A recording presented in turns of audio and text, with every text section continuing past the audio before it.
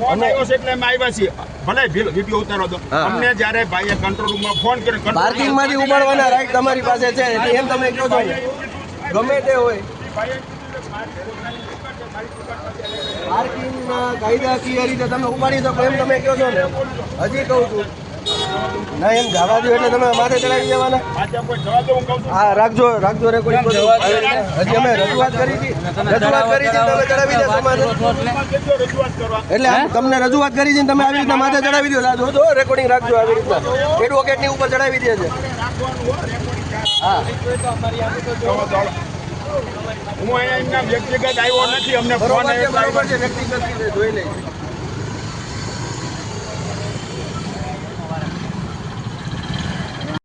મારું નામ એડવોકેટ અભિષેક શુક્લ છે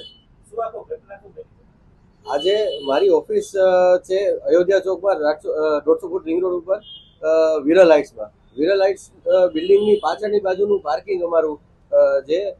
ગવર્મેન્ટ અપ્રુવડ જે પાર્કિંગ છે એ પાર્કિંગમાં અમે અમારા વાહનો પાર્ક કરેલા હતા ઓફિસના બધા મેમ્બર્સના અને અમારા બધાના તો ટ્રાફિક પોલીસ એ વાહનો ગેરકાયદેસર રીતે પાર્કિંગના વાહનો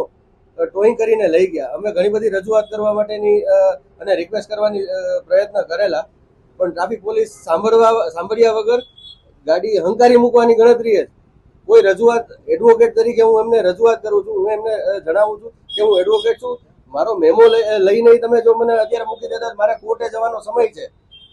કાયદામાં જોગવાઈ છે સુપ્રીમ કોર્ટના ઘણા બધા ગાઈડલાઈન છે કે જ્યારે કોઈ પણ એડવોકેટ કોર્ટે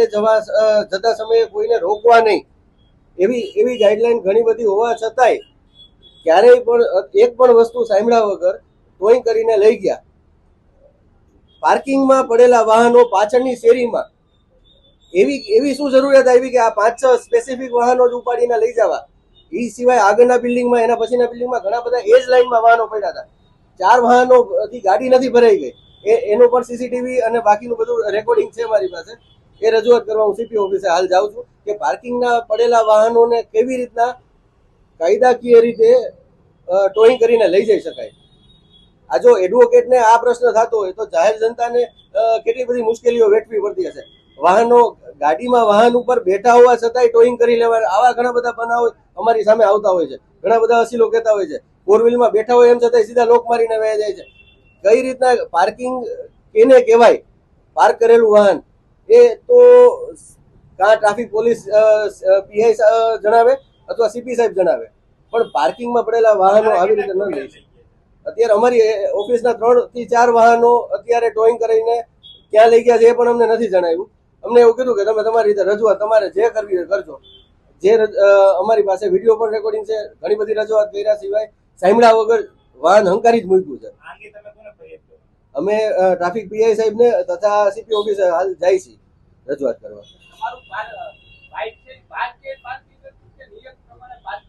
બિલ્ડિંગનું અલોકેટ પાછળનું જે પાર્કિંગ હોય